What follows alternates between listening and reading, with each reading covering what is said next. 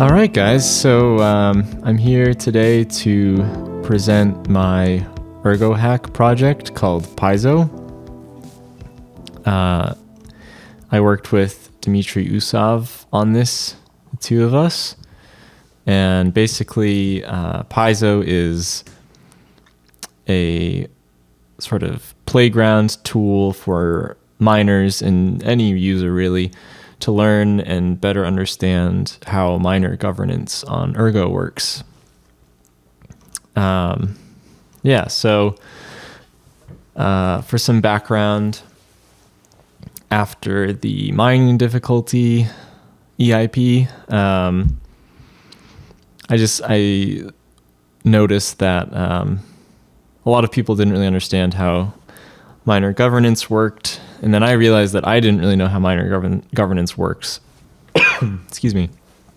And so it seemed like a good idea for an ErgoHack project to help educate the community, and so that's what we did. I'm not personally a developer, so I teamed up with Dmitry, and he did sort of all of the actual coding development, and I did mock-ups and sort of helped the ideas develop.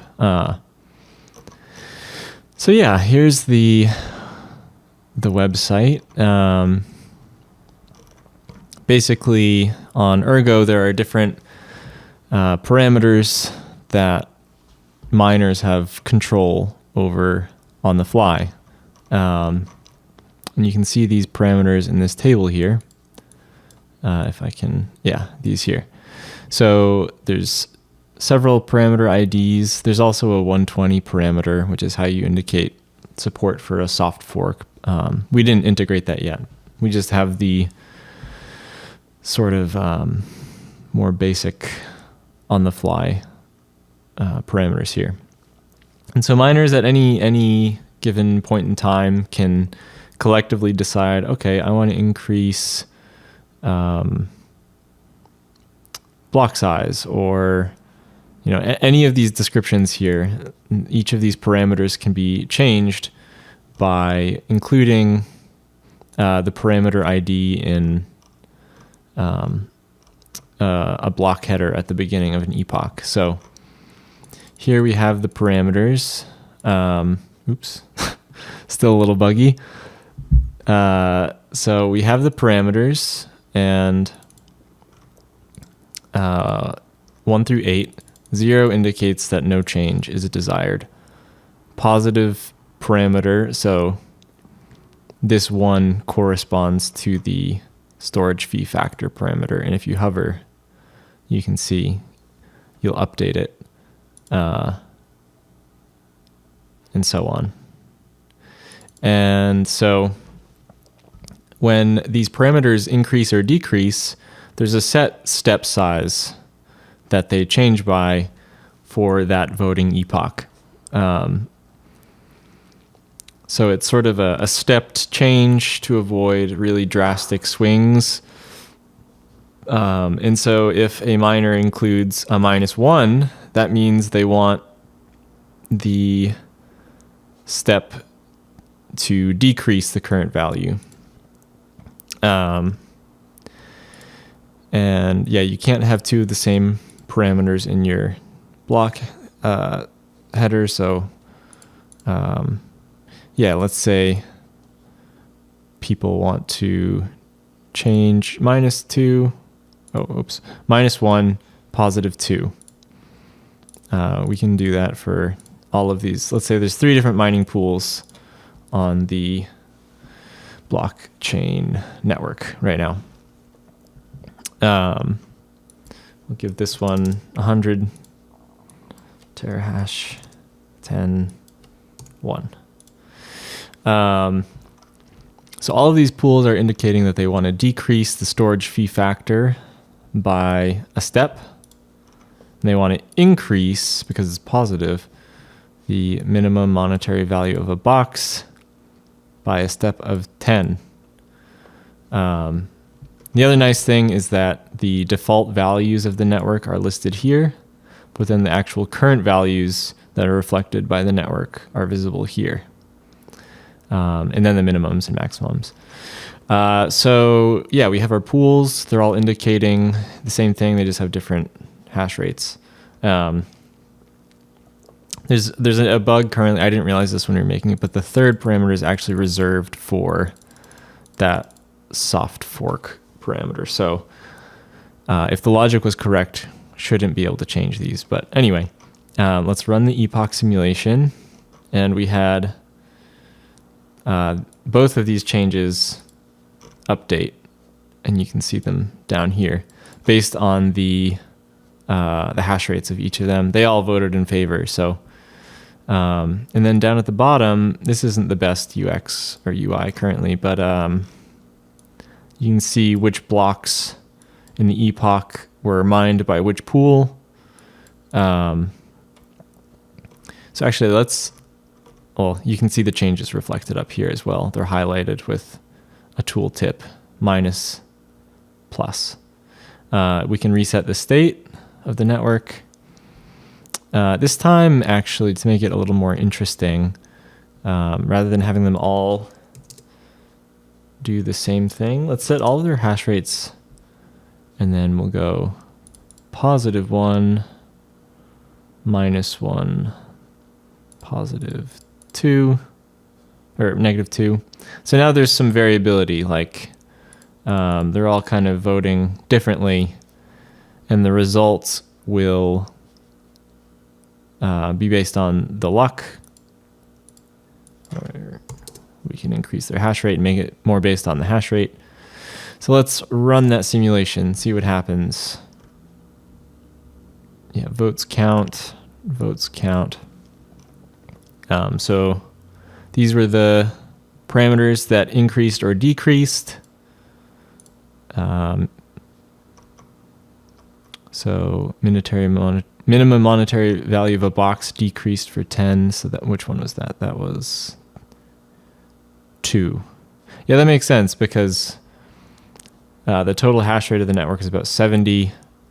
60 of it was voting to decrease by a step. So it's likely that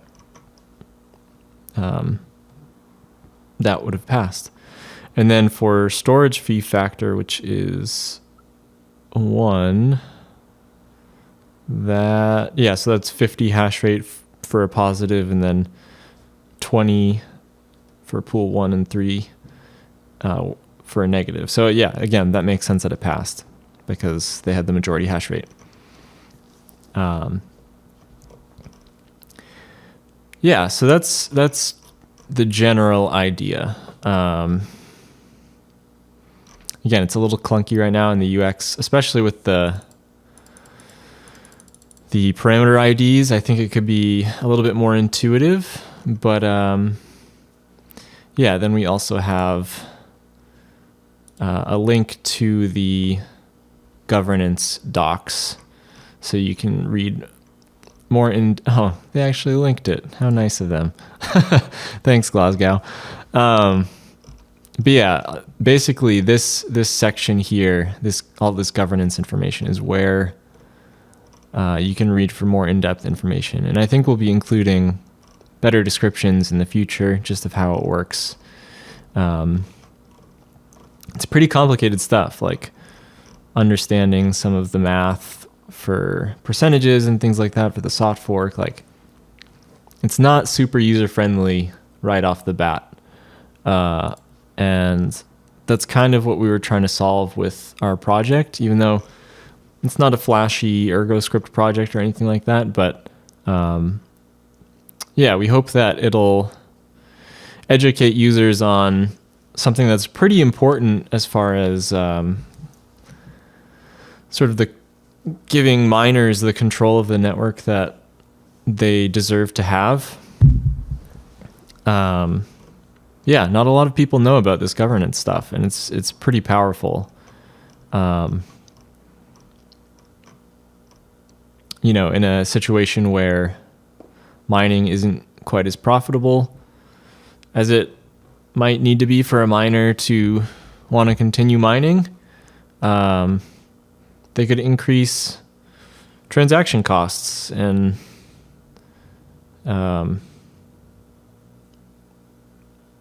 it just gives miners the flexibility to shape the network to their own needs based on the current conditions of the time. So that is the current state of things. There's some stuff that this was an initial mock-up that I created. I like the color coding, but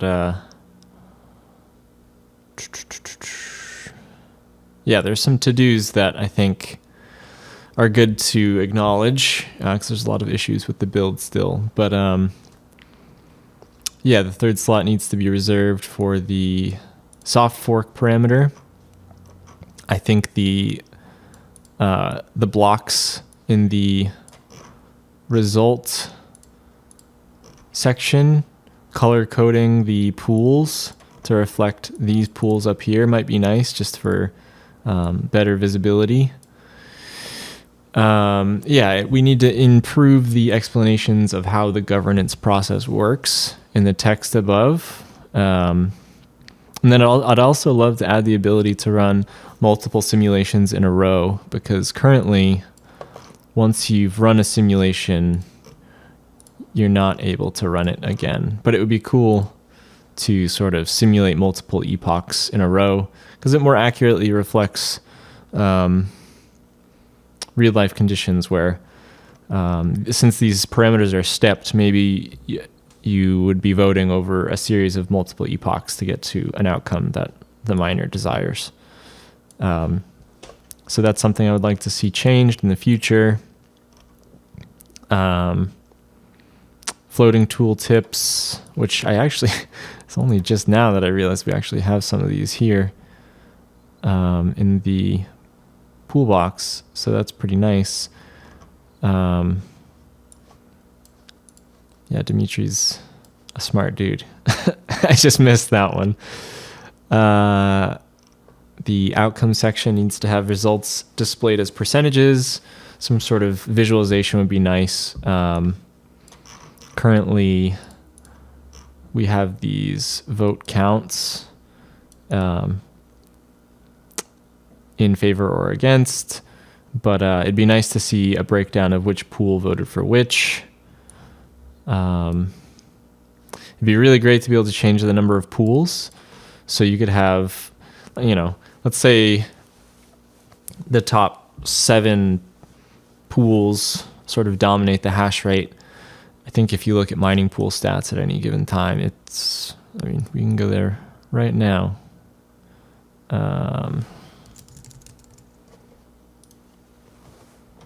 Let's see. I wish get block was higher. So we got 2 miners, K1. Let's stop. This is about top 7 pools. It'd be really nice to be able to add specific number of pools to match real conditions, so a miner could simulate an outcome based on, maybe they have some information about pools voting a certain way. Gives the ability to simulate reality and sort of form a more informed idea of the future.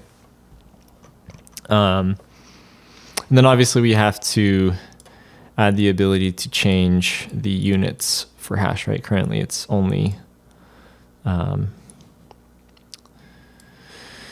in TH, but we need GH, MH, etc. I can't remember. Is that terahash? Terahash. And then gigahash. And then something I realized after the fact is that if the first block in the epoch does not contain a parameter ID proposal, all of the following votes or blocks, even if they have a block in the header, it's not going to be proposed. That's based off of this here from the docs. So to vote for a proposal, which is proposed in the first block of an epoch, a miner includes the vote identifier into the block header. Identifiers not proposed in the first block of the epoch are ignored. So let's say we have a situation where one pool chooses to not vote for anything. Let's reset this. One pool chooses to not vote for anything. So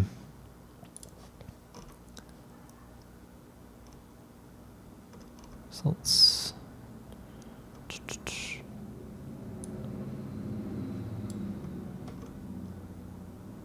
Wow. I think Dimitri beat me to the punch again. Am I crazy?